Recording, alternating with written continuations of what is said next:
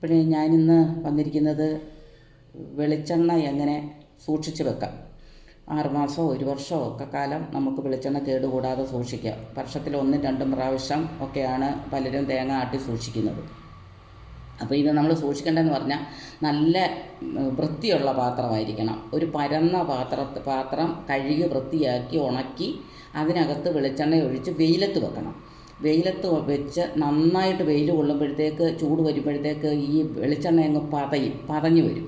അപ്പോൾ അന്നേരം നമുക്ക് ഓർത്തോണം ഇതിനകത്ത് ജലാംശം ഉണ്ടെന്നുള്ളത്. അത് കംപ്ലീറ്റ് ആ പറ്റുന്നതാണ് വെയിലത്ത് വെച്ച് ഉണങ്ങി അത് പറ്റുമ്പോൾ നമുക്കറിയാൻ പറ്റും ഇതിനകത്തെ ജലാംശം മുഴുവൻ പോയി എന്നുള്ളത്. ഇതാണ് അതിൻ്റെ കണക്ക് ഒന്ന്. എന്നിട്ട് നമ്മൾ പിന്നീട് അതിന് നല്ല സ്പടികഭരണിയിലോ അല്ലെങ്കിൽ അത് പഴയ കാലത്തെ ഭരണിയൊക്കെ ഉണ്ടല്ലോ, അപ്പോൾ അങ്ങനത്തേനകത്തോ എന്തെങ്കിലും എന്തായാലും ശരി നല്ല വൃത്തിയും ഉണങ്ങിയ പാത്രമായിരിക്കണം 2 വെളിച്ചെണ്ണ ഒഴിച്ച് വെക്കുന്നത്.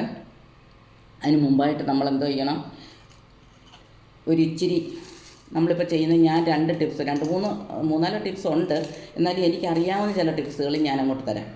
കുറച്ച് നമ്മൾ ഇപ്പം വെളിച്ചെണ്ണ നമ്മൾ ആദ്യം കുപ്പിയിൽ നിറഞ്ഞിരിക്കുക കേട്ടോ ഭരണി ഉരുളി.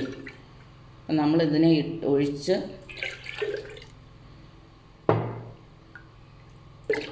വെച്ചതിന് ശേഷം നമ്മളിതിപ്പം നല്ലോണം വെള്ളമൊക്കെ പറ്റിയിരുന്നതായി ഇത് കേട്ടോ.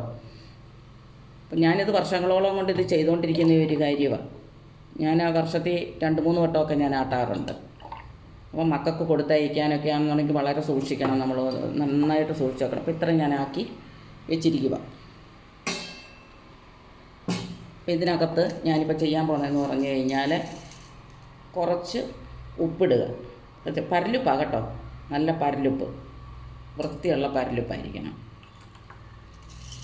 പരലുപ്പിട്ടതിന് ശേഷം കുറച്ച് കുരുമുളകും കൂടെ ഇട്ട് വെക്കുക.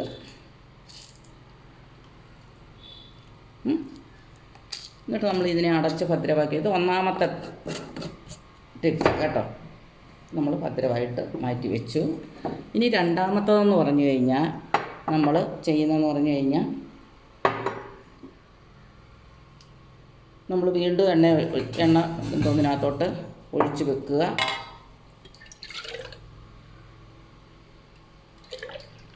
നല്ല ഭരണിയായിരിക്കണം, നല്ല കുപ്പികളായിരിക്കണം കേട്ടോ. നമ്മളതിനകത്ത് നല്ല ഉണങ്ങിയ നല്ല കുടംപുളി കണ്ടോ, ഇതുപോലൊരു കഷ്ണം, ഒരു ചെറിയ കഷ്ണത്തിൻ്റെ കാര്യമേ ഉള്ളൂ. ഇതുപോലൊരു കുടംപുളി നമ്മൾ ഇതിനകത്തേക്ക് അങ്ങിട്ട് വെക്കുക. അപ്പം ഇതും കുറേ നാൾ ഇരുന്നോളും. നമുക്ക് കുറേ ഏറെക്കാലം ഇരിക്കണമെന്നുണ്ടെങ്കിൽ നമ്മൾ എന്ത് ചെയ്യണമെന്നറിയാമോ, ഇതുണ്ട് ഇപ്പോൾ 2 ടിപ്സ് ആയില്ലേ.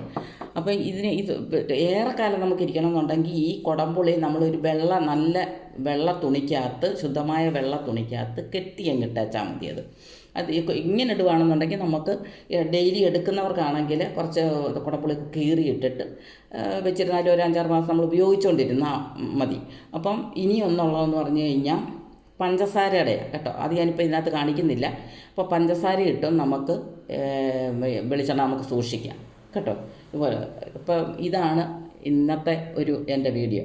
പുതിയ അറിവുകളുമായിട്ട് ഇനി ഞാൻ വീണ്ടും വരാം. ഓക്കെ.